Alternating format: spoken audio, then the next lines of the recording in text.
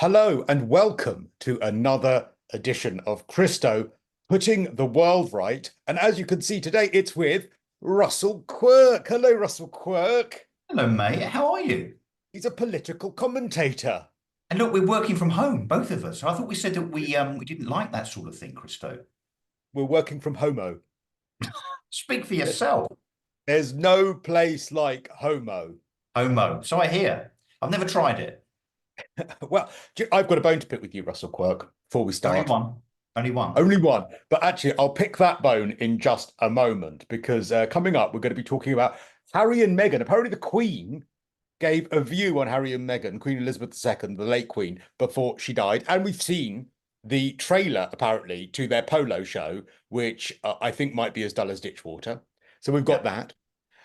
Farmers, we're going to talk about the farming protest. And we're also going to talk about the buy-to-let market because, of course, there is a connection between the two. And you might not know what that connection is, but we will discuss that. And the new advert for Jaguar as well. Now, we had a request this week not to talk about cars because it's you, but actually, I don't know whether we are talking about cars if we talk about the new Jaguar advert because there were no cars in it. And so No. we'll I discuss mean, that.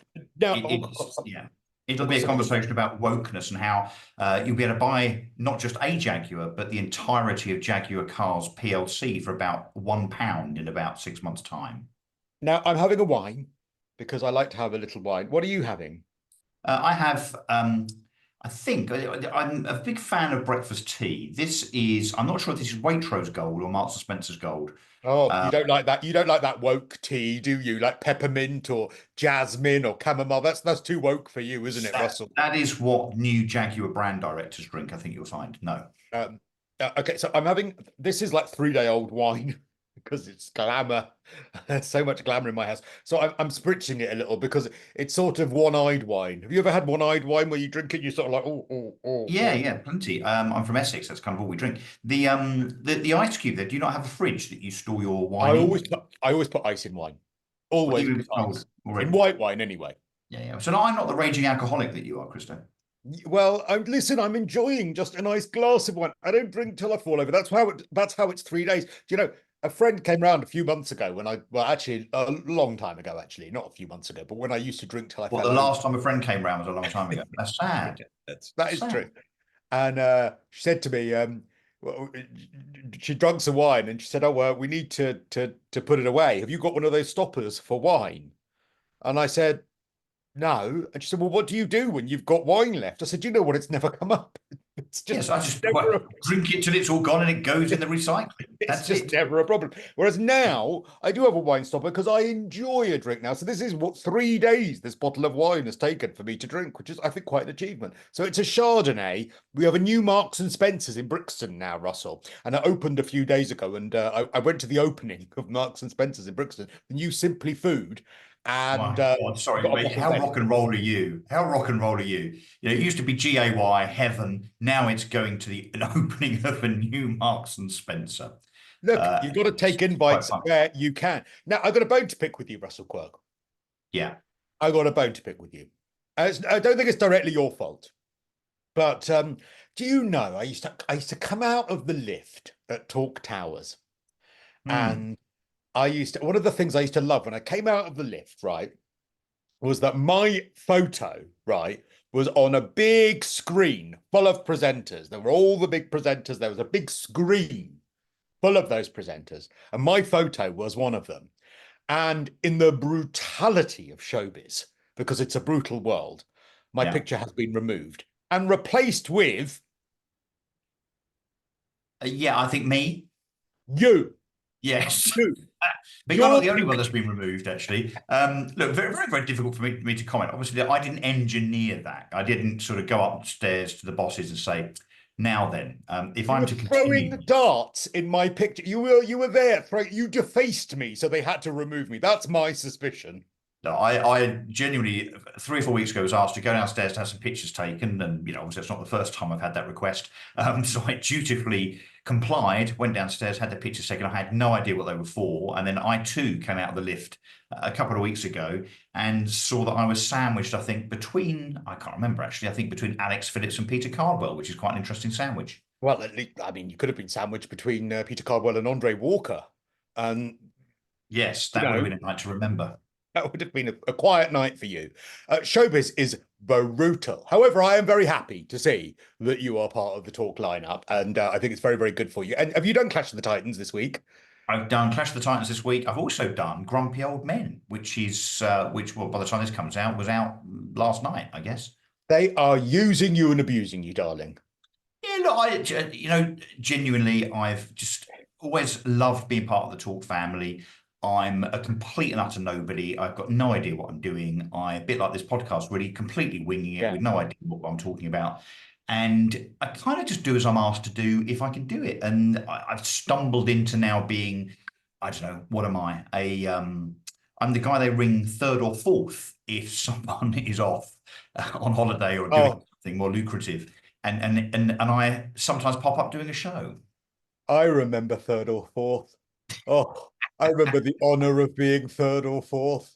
It's a bit Oh, like at the school you dizzy will heights. remember You this. know what? Soon, the brutality of showbiz will mean that the best thing in your diary is an opening of Marks and Spencer's, Russell. So hold on to it while you can. But I also know it's a revolving door. So, I suspect in about 2 months' time, you'll pop up fronting Newsnight or Good Morning Britain or Oh, something. exactly. It all works out, darling. It all works out. It does. Oh, you've also replaced James Max as well. Yeah, I heard a little story about that, which I can't repeat. But yes, Oh, apparently. no, no. What's the story? Can you repeat it or not? No, no, no. Only that he was uh, equally surprised at my Oh, at my appearance. was he nice surprised like I am, or a little I bit wasn't less there. I couldn't surprised? possibly comment, but let's just say that he was surprised as he walked past the video pastiche, I think we'll call it. Okay, all right. Well, I'm nice surprised. I'm happy surprised. Thank you. So yes, I Thank you. mean, I have an effigy of you, which I have, but I had that anyway. In fairness, Well, but maybe just use it for different things now. yeah, it was for private use. Now it's being burned in the garden, but Because now it's got no arms and legs on it and barely a head. Yes. just how I like them. Now, let's talk about some of the big stories of the week because we like to do that. This is, of course, the show where we really repeat what I used to do on Talk, but with my favorite people and Russell, of course. And Well, because I was the we third or fourth person you called this week. no, you were sixth or seventh. I have to be honest. You were sixth or seventh. I'm not going to put you up to third or fourth. You've Mate, already got you're your lucky. third or fourth booking, Can I babes. just come right back at you and just say I've been so busy at talk this week? I'm surprised you managed to squeeze me in. God, where is James Max actually? Just give him a call. James, you're right. Yeah, you're right. He's awful. So let's talk about some of the big stories. But by the way, please subscribe to this because apparently, in order to make money from this, because it'd be nice to do that at some point, I need subscribers. So please subscribe, please share it, please tell people, please subscribe. Am I doing the right thing, Russell? Because I don't really know what I'm doing with this, but you No, have no, to subscribe. yes. I mean, you persuaded me. I think last week when you were on with Charlie, I subscribed. Actually, I thought, well, this is passable, I guess. So you Who made doesn't who doesn't like a bit of Charlie on a Friday night? And in Essex, I mean, I'm surprised it's not contractual. Yes, well, it's pretty, yes, de rigueur. Uh, Yes, so do subscribe and like and hit the notification bell so that when Christo produces one of these visual masterpieces, you will be notified accordingly. oh, thank you. I didn't even know anything about that. Thanks. I There you won't record your voice saying that, so I've just got it every week. All right. I mean, the downside would be listening to your voice every week. go. Okay. So let's talk about Jaguar because we started off with that one and this new advert that it features sort of a lot of people. I think some of them are sort of a bit fluid in their gender, it looks like, and they're sort of wearing strange colors like red and yellow and pink and orange, and they all appear in from this pink background. All well, I don't know what they're doing. It's sort of like a fashion thing, isn't it? You would expect it to be an advert for a clothes brand because they're all slightly clothes horses. They're all quite androgynous. They're all sort of wandering around looking very, very emaciated and model-like. And the whole thing is copy nothing, which I think they're safe with because I don't think any other car brand is going to look at that and say, yeah, we're going to copy that. And a lot of people have gone very, very angry about this. You're a car buff, aren't you, Russell? You love your cars. What do you think of this rebrand, and what do you think of the advert?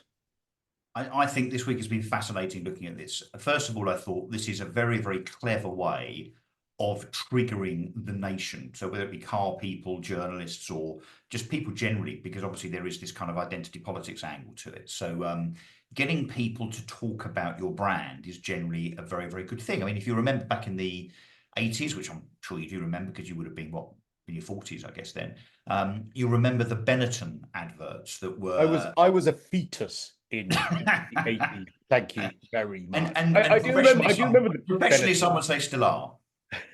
I remember the Benetton advert actually, and it was all sorts of different races and genders and all of these sorts of things. But didn't that fit Benetton? I mean, you might Well, have loved or loathed Benetton, but you sort yes, of saw the fit point, in that, right? my point is Benetton set out to be controversial, to be outrageous. So that one of the Benetton adverts was, and I think this was on billboards rather than TV, but very, very clever, designed to shock. One was a priest kissing a nun. One was someone holding literally a newborn baby covered in blood. I mean, it was, you know, an alive baby, by the way. It wasn't that distasteful. I think at first I thought this was an attempt to shock in order to get people. By the way, one Benetton advert was a man who had literally just died of AIDS. And I don't know if you remember that one, and it was a photograph of his family literally just next to him. Yeah. As So designed to shock, designed to shock. It So was, and at the time, that would have been hugely controversial, and probably commentators would have said this is hugely woke and inappropriate. But actually, in history, we might look back at that now and say, well, actually, without that shocking imagery, we wouldn't have understood how awful AIDS was and how it wasn't just about gay people and all of this sort of stuff. So, I suppose there is method to the madness of this. Yeah, so I mean, obviously, look, the 80s was a very, very poignant time, wasn't it, in that regard, in terms of trying to raise awareness, you know, so as to protect against it. So I think, yes, in hindsight, that was a good thing. But the point is that Benetton sought to shock, and I thought, well, Jaguar may be doing exactly the same thing now by way of trying to shock. But I think if so, they could have done it in a more palatable way, so as not to cause not just attention but an absolute outrage. So they've now been called, you know, woke. And, you know, overtly politically correct and so on. The result has been that the share price of Jaguar has plummeted. Lots and lots of people now that already own Jaguars, people that are therefore natural Jaguar customers, saying that they're not only never going to buy a Jaguar again, but I've seen on my Twitter feed, which obviously is quite car heavy, people saying they are now selling their Jaguars because they do not want to be associated with this. So I think the new brand director, who is a kind of very, very right on kind of, you know, trans lobby extremist, almost, you could say, particularly as they've now issued a statement doubling down on this, as has the boss of Jaguar, actually, who you would expect would be quite a corporate type, but actually issuing a statement saying, if you don't get this or you're against this, then he's almost saying that you're in some way almost transphobic, because the advert, I mean, let's be honest, Christo, it looks like, yes, a cross between a kind of futuristic CNA advert and an advert for a sex change clinic. I mean, that's effectively what it looks like. So I mean, that would be quite the day out, wouldn't it? I mean, or are you suggesting a sex change clinic in CNA?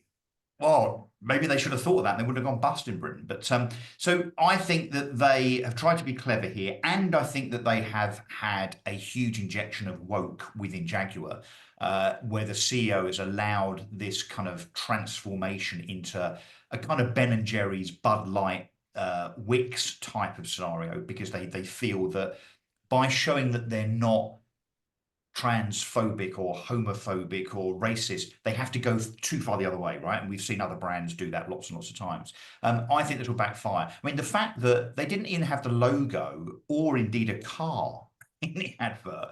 And I'd love to know, Christo, what they paid for that, because they've actually not just produced an advert, they've rebranded the entire business. Well, that's the other thing, isn't it? Because they've got rid of the actual Jaguar.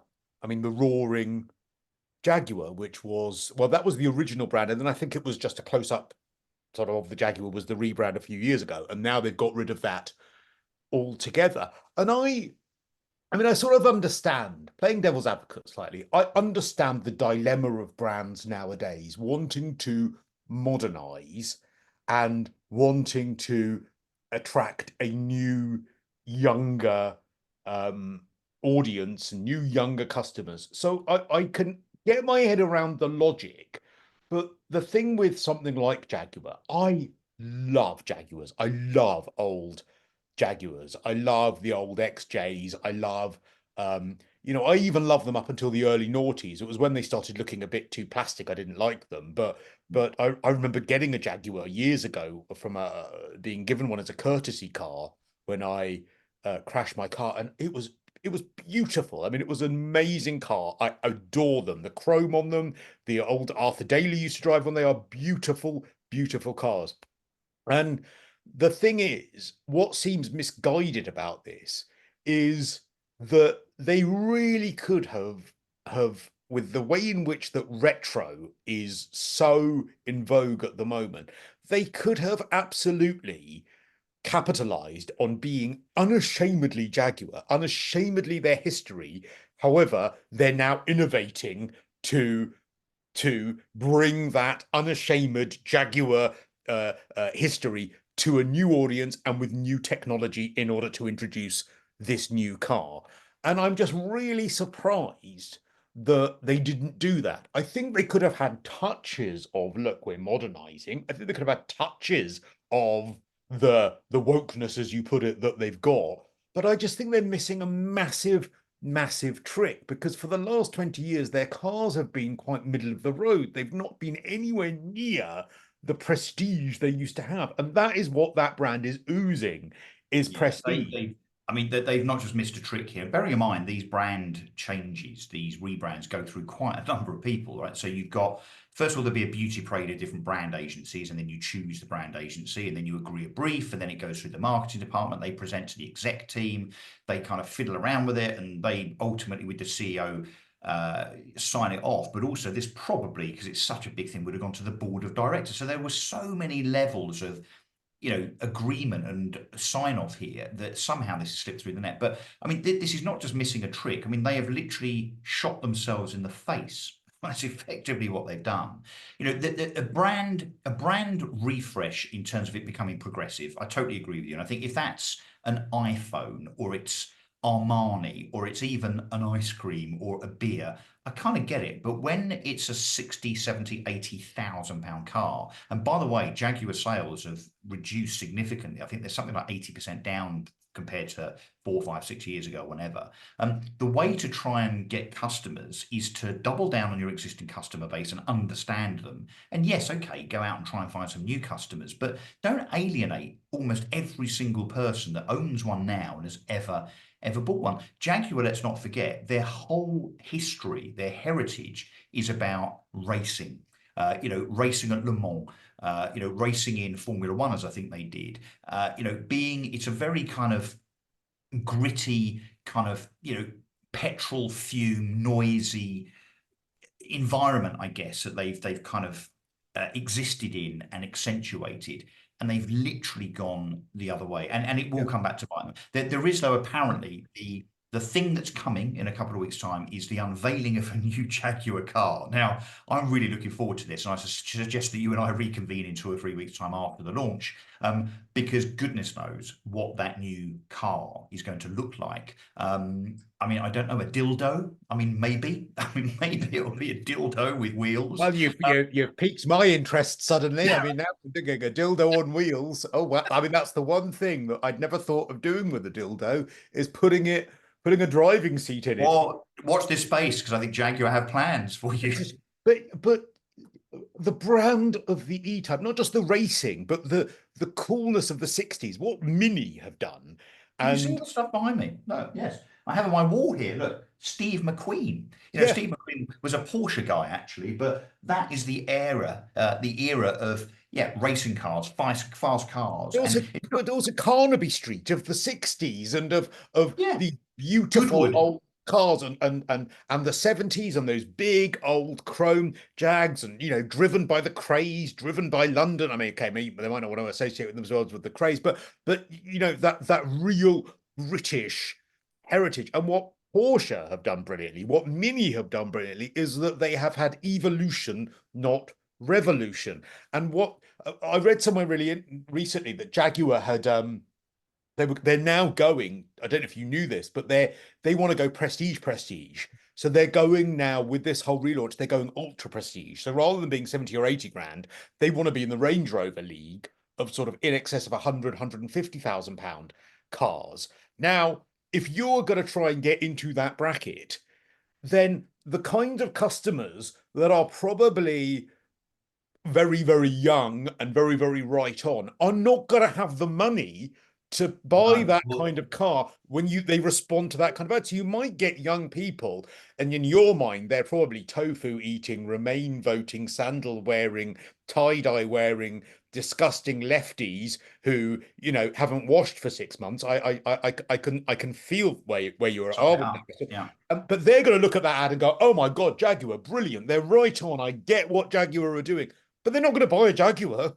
Well, no, they're not. And the calculation should have been, you know, in the brief and in signing this off in terms of attracting new customers and also maintaining the old, as you say, by extending the heritage in a maybe slightly more modern and progressive way. And your examples, probably your best example is Mini. I think Mini have created that, captured that absolutely superbly. So they should have said to the brand design team, do to Jaguar what I think it was back in the day when BMW owned Mini. Do what BMW did with Mini. That's the brief, and they haven't done that. I mean, the only people that would buy the new Jaguar, by the sounds of it, the people that you're describing. I mean, there's probably 5 people in Britain. You got, I mean, Gary Lineker would buy my Dale Vince. Ellen DeGeneres, of course, who's absconding from the United States because she can't stand Trump, so she's on her way over here. She'd be straight to the Jaguar showroom in Mayfair, I suspect, to buy one. Who else? Meghan Markle, she'd buy one. But Prince Harry would obviously have to sit in the passenger seat being driven around by Meghan Markle. He wouldn't be allowed. He wouldn't be allowed in the car. That's all. No. So Emily Maitlis, John Sopel, Lewis, whatever his face is. I mean, they'd all buy one. But that's it. That's your customer base, guys. That's it. Now you've sold them all. What the hell are you going to do? Did you like the fact that I called them Remain voting? Because of course, you know, you Brexit types. Oh, here we go. How long does this take?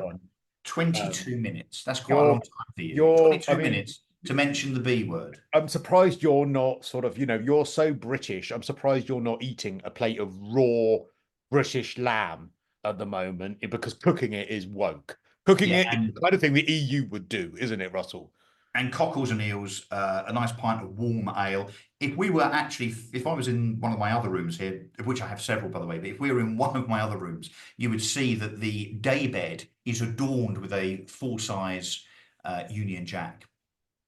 Oh, maybe. Well, actually, you're not saying that now. I'm afraid, Russell. I'm going to pull you up on your Britishness there because it's not a Union Jack. Yeah, I know. Yeah, Union flag, because a Union Jack is only on the kind of ships that will pick up migrants in the Channel, the ones that you love. Look, Chris, tell that to a far-right thug. They don't care. You call it what you like. Well, I am telling it to a far-right. I am. That's exactly what you want me to do. We just can't be educated. All right, let's talk about Meghan and Harry. Would you watch a polo documentary from Meghan and Harry? Not just a polo documentary, but a 5-part polo documentary. I've never heard of anything which sounds so unbelievably self-indulgent and dull as a 5-week polo documentary. In fact, this polo documentary, I'm just reading up about it now, is apparently full of dirty, sweaty boys riding. Oh, well, actually, now I'm thinking about it. Actually, I like polo.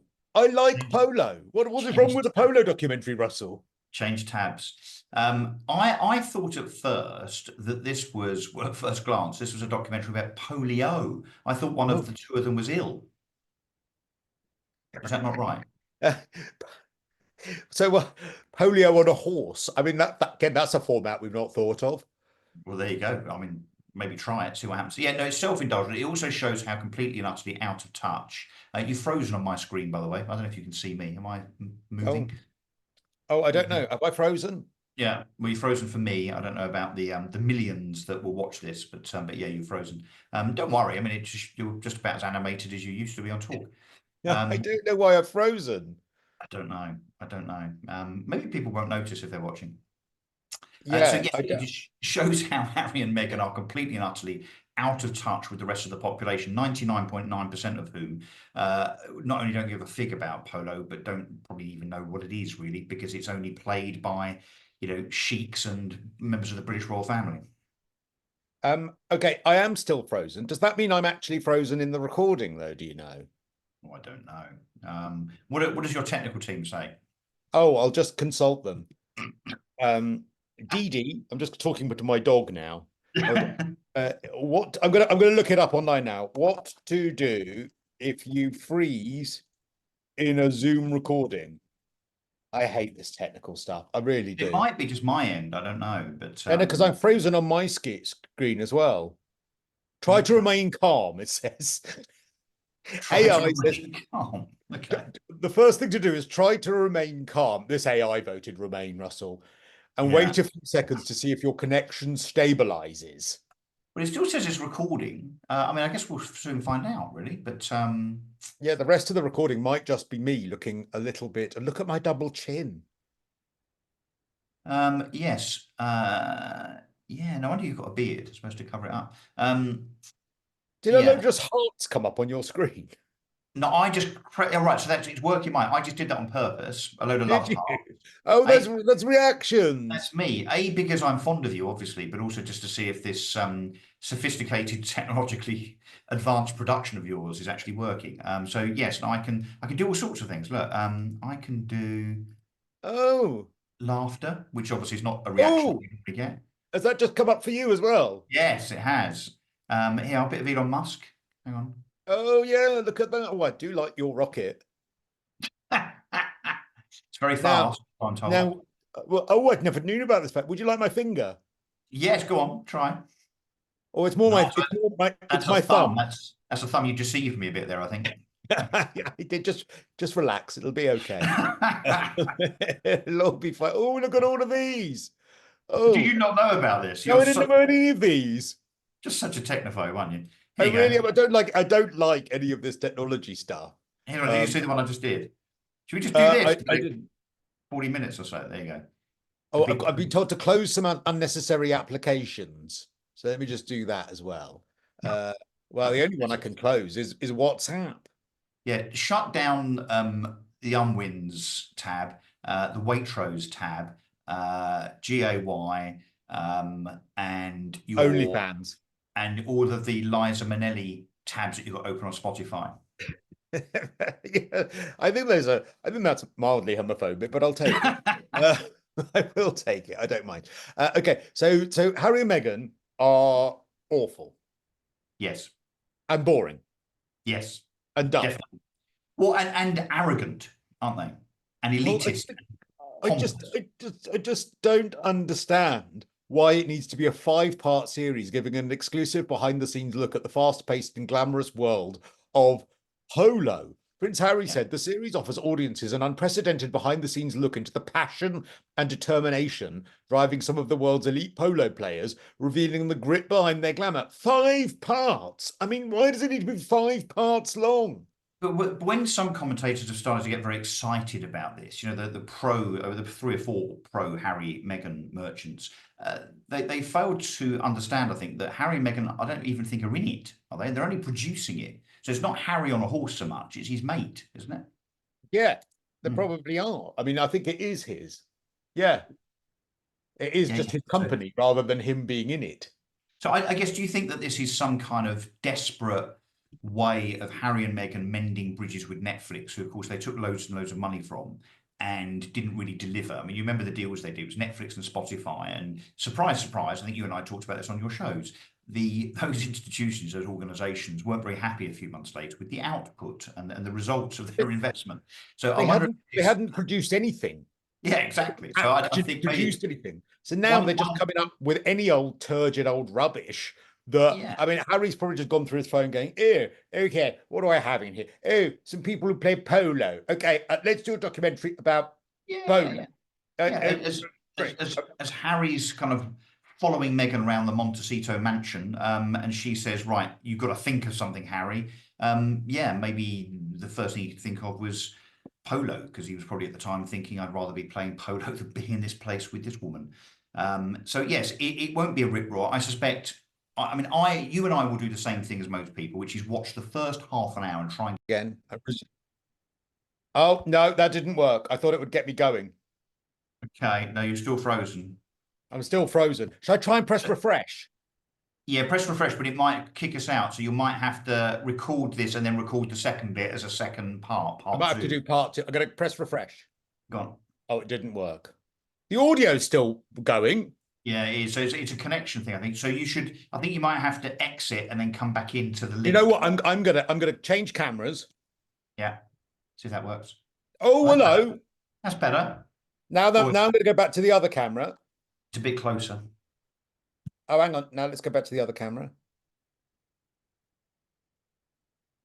Oh. No, you're frozen. I can hear you. Oh, hang on. Oh my God. I've gone back to. I'll just do the rest on this camera. Yeah. Okay. It's a Can bit. you see my new teeth?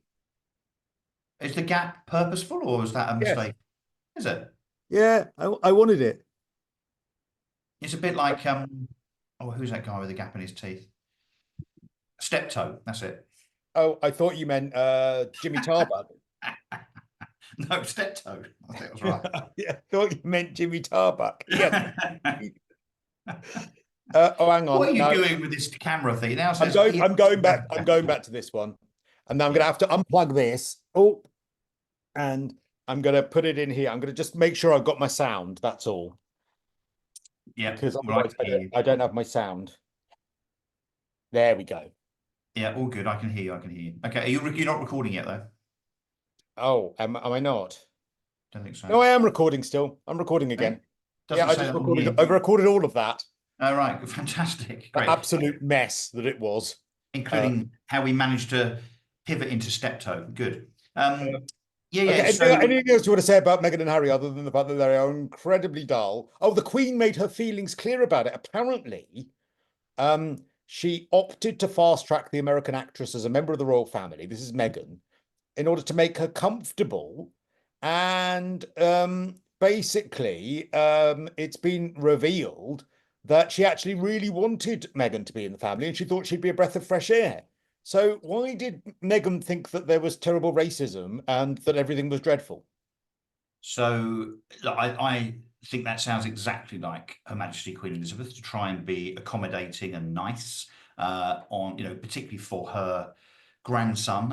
I suspect what happened back in the day was that Meghan thought that she was a bit bigger and a bit more powerful and popular than the British royal family because she had a pathetic bit part on a barely watched American TV show, and how wrong was she? So I suspect she probably thought that they would all literally bow down to her as the kind of the wonder, the authority.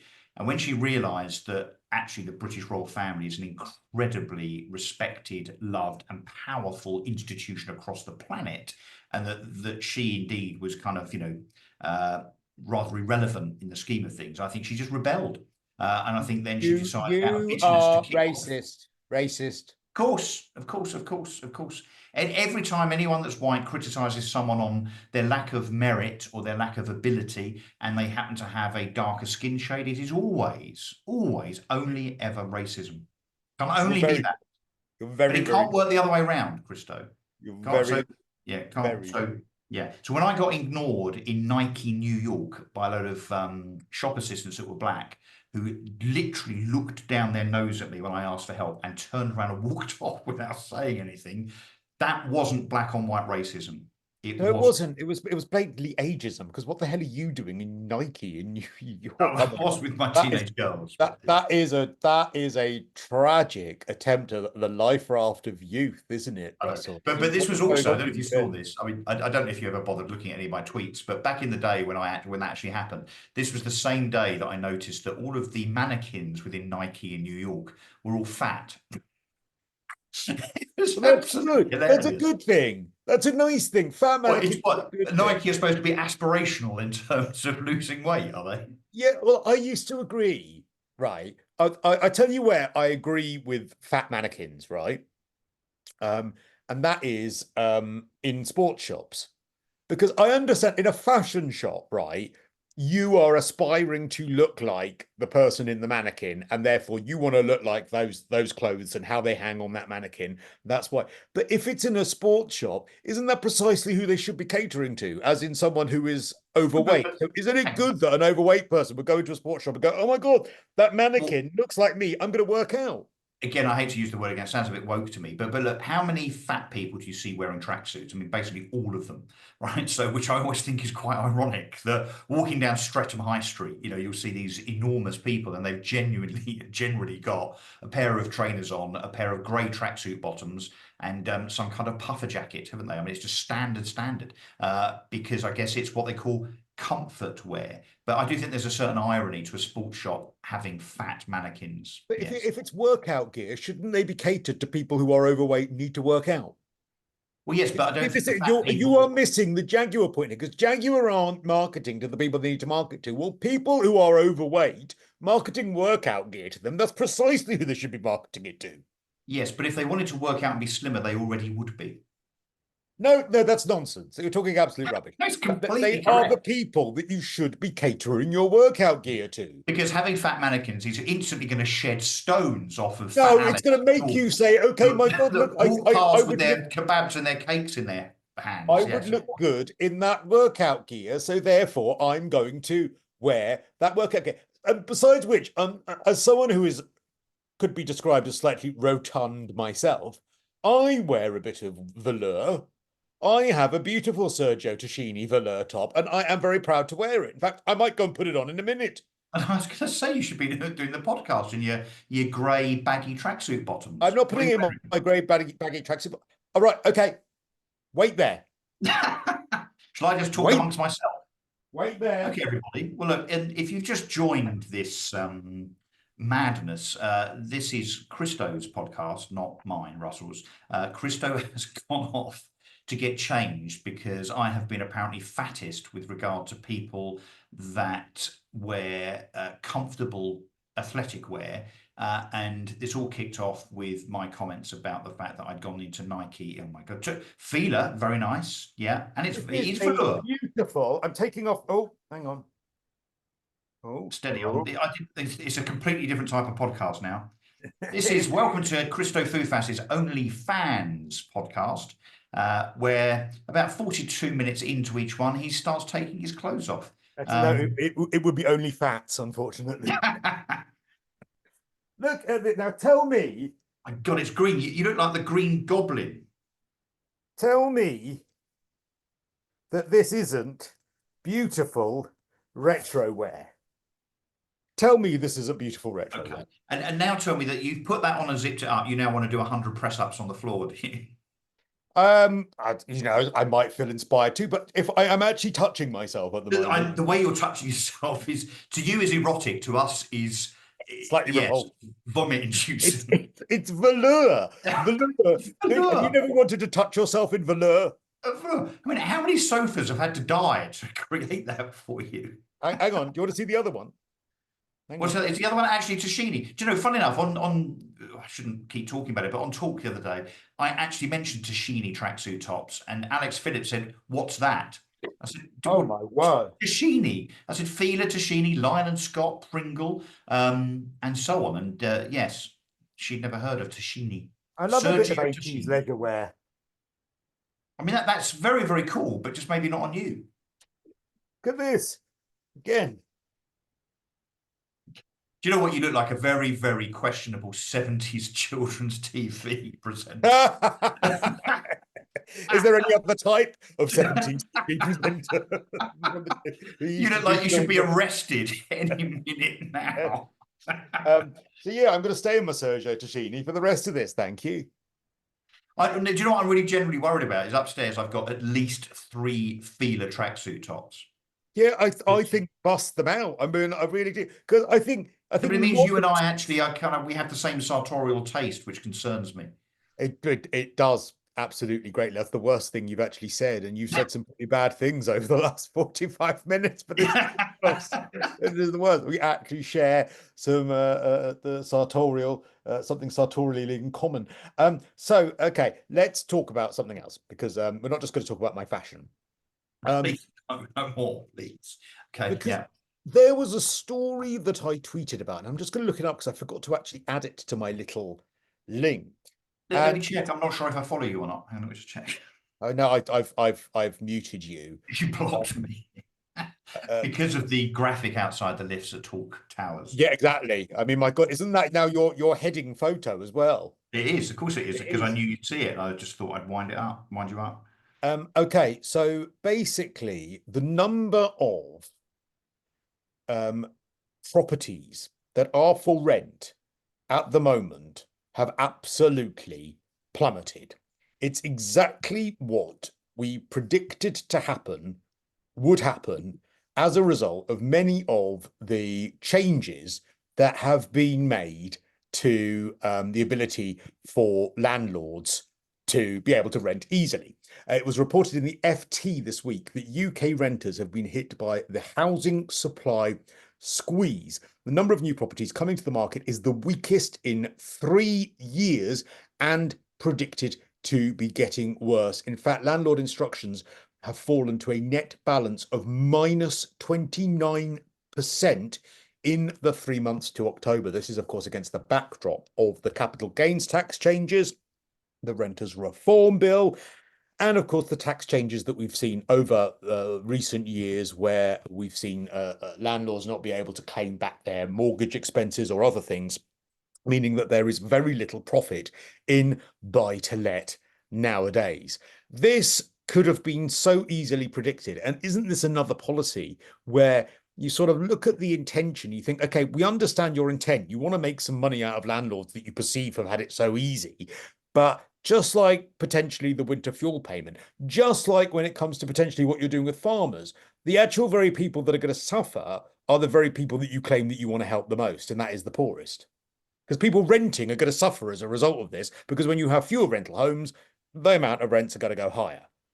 Yeah, so this is I guess, the law of unintended consequences, which is if you do things that are ideological, which actually not just this government, not just Starmer, Rees and Cooper and Rayner have done, but the previous government did as well, where landlords are concerned. If you do things to either raise money by way of taxation from landlords, or you squeeze them by way of regulation because you're trying to play to the tenant audience, because that's who you're trying to get on side as voters, that's basically what this is about, then what you end up with is it becomes a kind of a deterrent. It becomes a disincentive, I suppose. So what has happened in the rental space over the last year or two really is that lots and lots of landlords have exited. I saw a number that I think 70,000 landlords had exited the sector, certainly over the last 12 months, whatever that period was. Nearly a quarter, nearly a quarter of properties that are for sale at the moment, across London particularly, Were are rented.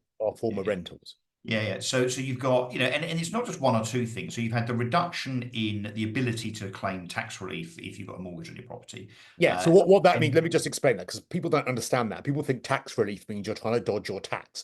But when you are a buy-to-let landlord in your own name, not through a company, you pay tax on the entire rent you receive rather than the profit. So if your mortgage is £1,000 a month and you rent a property out for £1,500 a month, you don't pay tax on the £500 a month profit, you pay tax on the entire £1,500, meaning that you barely make any profit. The other aspect of this, which I'll just explain because I know, have a property background, I am a buy-to-let landlord, is every 2 years now, if you have to change your mortgage rate, which a lot of people have to do every couple of years now because rates are so high, you also get a massive fee from the mortgage company. So, for instance, I'm just doing a rate change on my mortgage at the moment, and the mortgage company want £4,000 or £5,000 for that rate change. So you've got that, you've got no mortgage relief on what you used to get your taxed as if it's your whole income,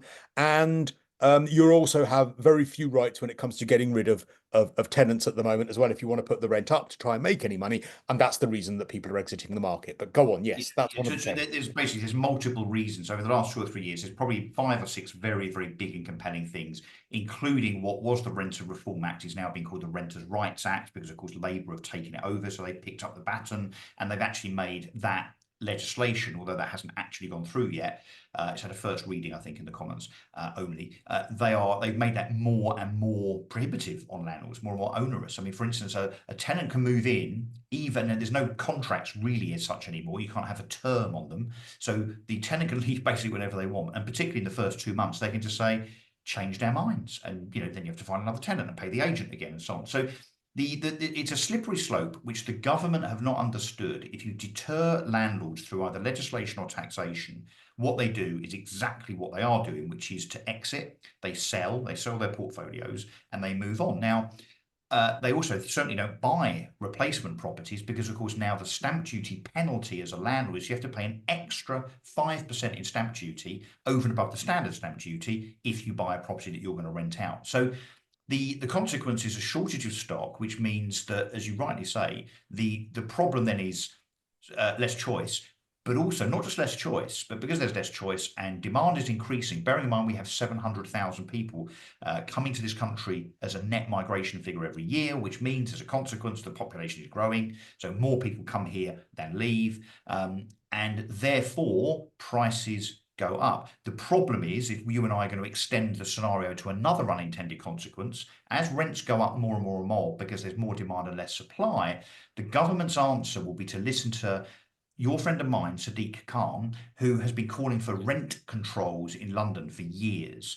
I'm afraid Starmer and Rayner, given their record in the first 3 or 4 months of government, which I think has been pretty questionable, I think it's fair to say, they may well acquiesce to Mr. Khan and start saying to landlords, right now, because you put your rents up so much, because obviously the market has dictated such, now we're going to tell you what you can charge your tenants in some kind of Stalinistic, Stasi type market intervention. That could happen. And that's going to end up with fewer rental properties because more landlords will end up exiting the market. I wouldn't buy another buy-to-let now. And actually, what the unintended consequence is that good landlords, I'm a good landlord. I really like my properties to be loved by my tenants. I really do. I think I've said this to you before. I just had a change of tenants in a flat that I had, and I go there myself. I clean myself if it's not been done to a standard that's properly. I changed all of the curtains. I went and bought them a new bin, new dustpan and brush, new sweeping brush, new mop and bucket, even though, because it's nice to have that new when someone moves in. All of those sorts of things I do. I meet them myself. I want them to feel like it's their home.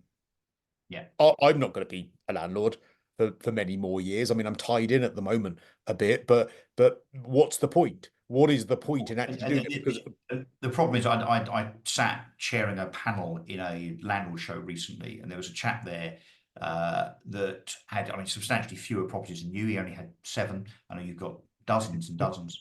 They call you Rackman, don't they? Christo Rackman. He was a lovely chap. Anyway, he said, I'm selling them all.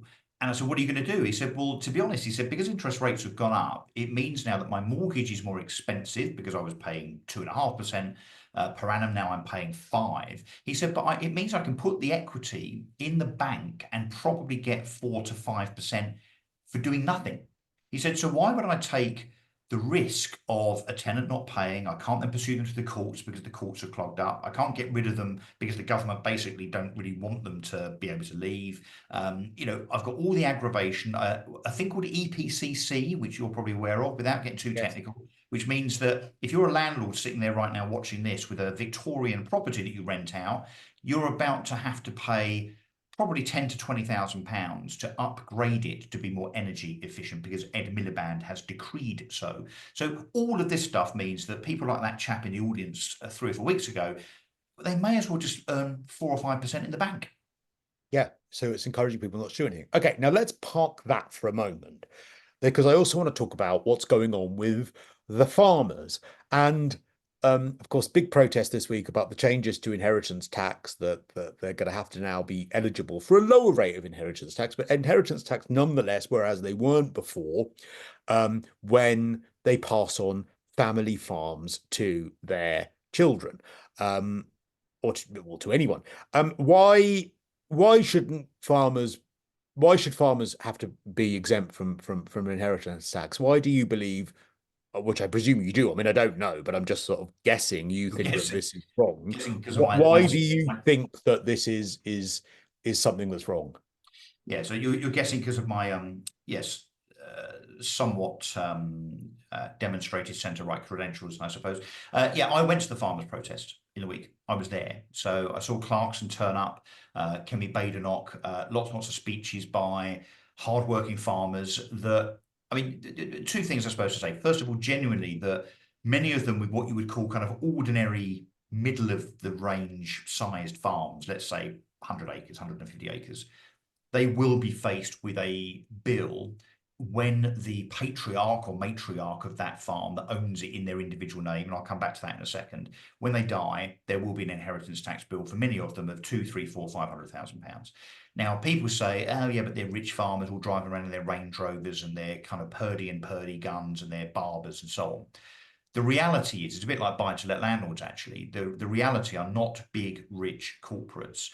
The amount of money that farmers earn as a profit, as a yield from their fields per acre has reduced and reduced and reduced for a whole bunch of reasons, particularly because the supermarkets have squeezed them and squeezed them and squeezed them. So, but sorry, a critic would say, well, that's capitalism. That's what you well, endorse. free market capital. Capitalism is Absolutely. supermarkets hammering Yeah, farmers. No, I get that, but so they have been more and more challenged than most, should we say, right? Because I wouldn't possibly suggest, Krista, that there's cartel-like behaviour from the supermarkets. I mean, that wouldn't happen. You wouldn't get Tesco, Sainsbury's, Aldi, Lidl, and others, getting together to make sure they all paid the same amount for a pint of milk or for flour. I mean, that wouldn't happen, right? So I'm sure that's not the case. However, the supermarkets do seem to have done a very, very good job of being very capitalistic when it comes to getting their own way with farmers and the prices they pay. But here's the thing, this is why farmers should be treated differently. And this is why actually in life generally, one size doesn't tend to fit all. And what I mean by that is, imagine a limited company, a company run with, a board of directors, an exec team, shareholders, and so on. If the CEO dies of, let's say, British Petroleum or Ben and Jerry's, whatever, as a limited company, How did they die? What, the Ben and Jerry's guys, in a horrific accident, fire, blood, and everything. No, anyway, so of course we would not wish that on anybody. We haven't got to worry about Ofcom here, have we? So No, we don't. But just good taste and decency, though. I wouldn't mind some of that if you wouldn't mind. No, I don't know, really. I suppose you've got to start at some point. Anyway, so if you're a CEO of a business and you as an individual die, you don't then have an inheritance tax placed on the company. You might do individually, but not in terms of the company. So farming is an anomaly in that they tend to be family owned, and therefore they're not limited companies. They're owned by an individual, just kind of because they have been since the 1920s, 30s, 40s. They kind of haven't kept up with corporate world. But it means that the owner of that farm, because he or she dies, automatically has to pay inheritance tax on the company. Okay, but what about bed and breakfasts then? What about other businesses that also encompass someone's home? Why don't they? Why shouldn't they then exempt from inheritance tax? Let me give you. I mean, look, maybe there's an argument, and again, there's dispensation, as there often is. I mean, there's dispensation when it comes to Keir Starmer stepping down from the civil service as the Director of Public Prosecutions and writing a new law altogether to ring fence and gold plate his pension. So I think that rather demonstrates in life and in government that there are exceptions, and we can make exceptions for people in exceptional circumstances. But here's the other thing: a little known fact. Last year. And over the last 20, 30, 40, 50 years, the majority of farmland that gets sold is bought by other farmers. Until the last 2 or 3 years, it's changed. The majority of farmland that goes up for sale now is not bought by farmers. Guess who it's bought by? Corporations. The black rock types. And this is not conspiracy theory, my friend. This is statistical fact. Last year, more farmland was bought by corporations that might want to put solar farms, wind farms, or whatever on that land instead. So what has that done to prices? Well, because you've now got an extra demand from the BlackRocks and the M&Gs and the Guinnesses or whatever, that has pushed prices up. So farmers I spoke to on Tuesday said to me, my farm at 100 acres at £10,000 an acre means that farm's worth £1 million, let's say. They said, I don't want it to be £1 million. I'd like it to be worth, £2,000 an acre, 200 grand. I don't care about the value of my farm. I don't care because I'm not in it for the capital appreciation. I'm in it because I want to employ my 5 or 6 members of my family to farm the land, to sell the food, to provide food for my family, but also to provide food for Britain. So they've got this they're stuck in the middle of this kind of dynamic, which is they've got the wrong corporate structure, which means they're now caught by inheritance tax, and their farms for inheritance tax purposes are being valued higher because of the corporations that are now buying their land. Well. And there we have it. By the way, I happen to agree with you on this. I think that this is really badly thought out. And it's one of those ones where you sort of understand the logic and the destination. And on paper, you'd say, gosh, this seems completely unfair. Why are farmers exempt? But then when you drill down into it, there are reasons over and above why this doesn't seem to work. But also, let's go back to the issue with buy-to-let landlords and shafting them and the capital gains tax. Let's go back to, as I said, farmers and shafting them. You very rightly mentioned BlackRock. And what's going to happen now, and what is happening now, it's not what's going to happen, it is happening now. BlackRock have just announced the huge development of build-to-rent homes that they are building in Acton, in London. So what's going to happen is that private landlords like me, who actually, I don't have a portfolio of 50 properties. I've got a few, but we're going to exit the market. We're the ones that have the personal touch. I'm the one that my tenant can call, actually, my last tenant, and he can say to me, listen, do you mind if I pay you rent 3 days late this month? Because I'm waiting for an invoice. And I'll say, yeah, that's fine. As long as it comes in that date, that's fine. They're going to be replaced, me and others are going to be replaced by BlackRock, and it's happening now. John Lewis have entered the buy-to-let market. Yeah, awesome. But did you see this week? So not only do we have Bill Gates and I think Larry Fink, who's the CEO of BlackRock, in Downing Street recently, and in fact they're in Downing Street 2 days before the budget, right? Complete coincidence, I'm sure, that BlackRock and Bill Gates, massive farmland owners across the planet, both of them, massive coincidence that they happen to be in Downing Street talking to Keir Starmer 2 days before the government decide to inflict a budget on farmers. Is it conspiracy? Is it coincidence? Is it that these can you hold the thought 1 second? I've just got to let somebody in. Oh, all right. All right. Talk amongst yourself. I'll model my Sergio Tacchini. Yeah. I'm going to let myself. It's Smudger Smith from Hutton. Wait 1 second. Oh, right. What will end up happening, as I have also just said, is it a coincidence that all of these big corporations are going to end up picking up the slack where private farmers, private landlords are no longer going to be in the market? And what is that going to mean for the very people, the poorest who need to buy food, the poorest who need to buy food from farmland that might no longer exist because it will be solar farms or built on?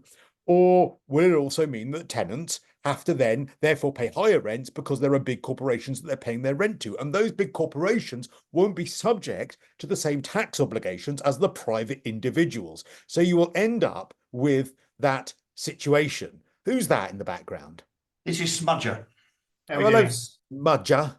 So we're going to the cinema to see Gladiator 2. Are you? Oh, so you're gonna, you and your little friend are going to go out and see a movie with all of these like a proper gay couple. That's right. Muscular men. Like a proper gay couple.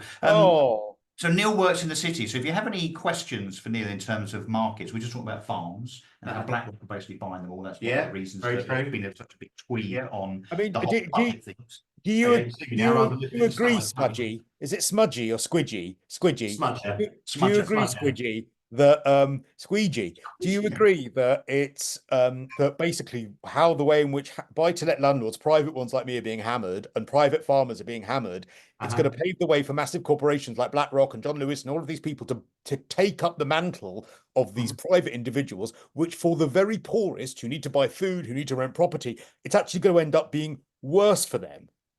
Yeah, absolutely. So that's the European model that's going to be adopted. If you look at countries like France, Switzerland, it's all the big black rocks, the UBSs that own all the private apartments, houses. But they're in cahoots, right? Yeah. So this is all engineered, a bit like it is with buy-to-let.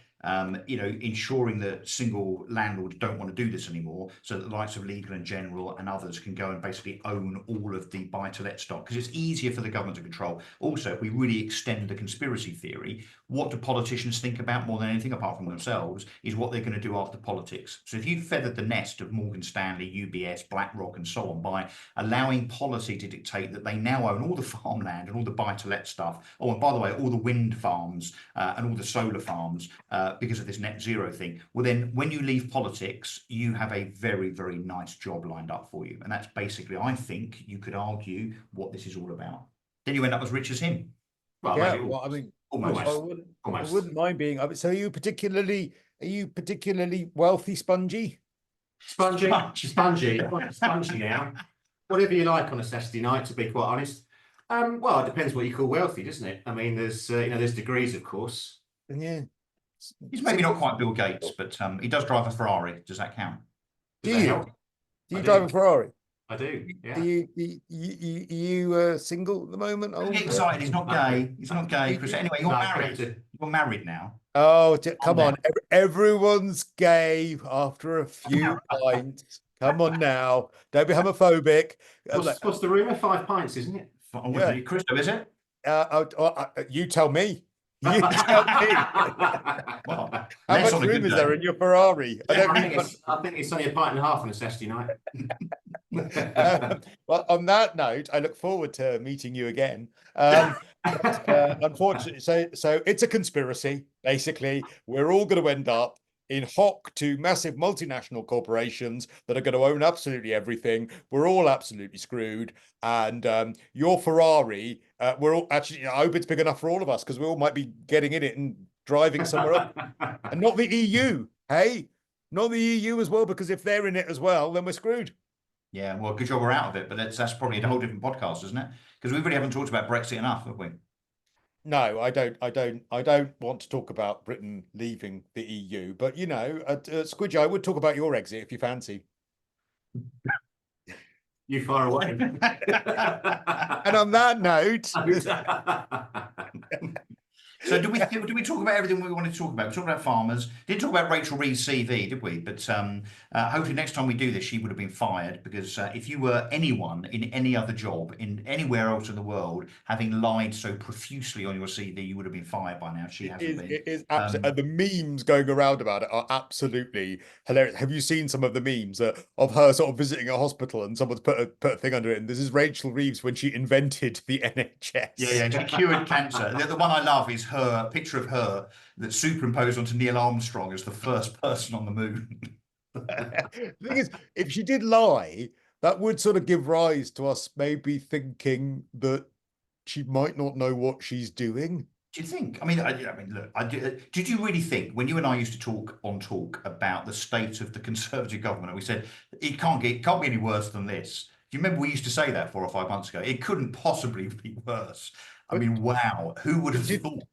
She used to literally be in customer service in a call center, and now she's Chancellor. No, look, I'm all for social mobility. I really am. But I think there needs to be sort of a level of expertise, and I'm starting to think that maybe they don't know what they're doing. They are playing out their sixth form political ideology as people now running the country. And joking aside, it is really actually quite scary, because there's not much we can do about this for the next 4 years, mate. Yeah, but also you have to blame the other side. I'm sorry, I've always been quite balanced, and I equally hold them both in contempt, because I'm afraid that if the Conservatives had not done such a diabolical job over the last few years, then we wouldn't be in this situation either. So they are all dreadful. I agree. I mean, what we want is the Lib Dems coming to the rescue. Oh, Jesus Christ. Oh, good God, honestly. And on that note, I'm out of wine, as you can see, and you two need to get to the cinema. We've got a get to the date. We're going on a McDonald's, date. go and do Food, your little hospitality. canoodling and Yeah, get yeah. out. We've got a sofa and everything at Every Man in Chelmsford. So there you go. All right, mate. Well, good to talk to you. Thank you for this. Onwards and you. upwards. And thank you for appearing on Christo, putting the world right with. Do like and subscribe, and what was it you said? Do the little notification bell. I don't know where that is. He's such And a technical subscribe, wizard. Yes. like, and Yeah. Surely you must have someone who does those things for you. No, not anymore. No? no. I don't have anyone that does any of those things now. But can you afford it? Can you give me a little loan or something for that? That would be Well, maybe lovely. Neil can Very sponsor you. reasonable. You could sponsor me. Oh my Yeah. God. It's like one of those adverts on daytime TV. I'll pretend I've got a hair lip or something, and hopefully you can sponsor me. But thank you. I don't normally wear leisure wear for this, by the way, Spongy. But I was I just thought showing you'd just come back pleasure from to your Sheepy. Saturday evening 10K. Yeah, I thank you. Thank Yeah. you. What do you mean eating 10,000 calories? Is that his 10K? Rude. Don't be rude. All right. Anyway, on that note, thank you. You won't be asked again back, but you might be. You might be. You might Are you, like, is it sort of contraceptive Spongy? Is that where the spongy thing comes from? It's or- Smudger. Smudger. Smith. Why Smudger. is it Smudger? Smudgy. I think it's it's Smith with two F's and Smudger, Smithy, any of those abbreviations.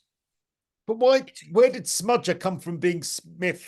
It was a character somewhere, wasn't it? I think it was sort of Dad's Army type, something along that ilk. He's that old. Oh, well, yeah, I've seen Daddy's Army actually. All right, I've Different seen video. that. Different Yeah, video. I've seen it straight to video. Different That one. channel, I think anyway, yeah, I think it was similar to Gladiator actually. All right, enjoy your evening. Thank you, and that's just about it for another Christo Putting the World Right. Do like and subscribe, and we'll see you next time. Goodbye. All right.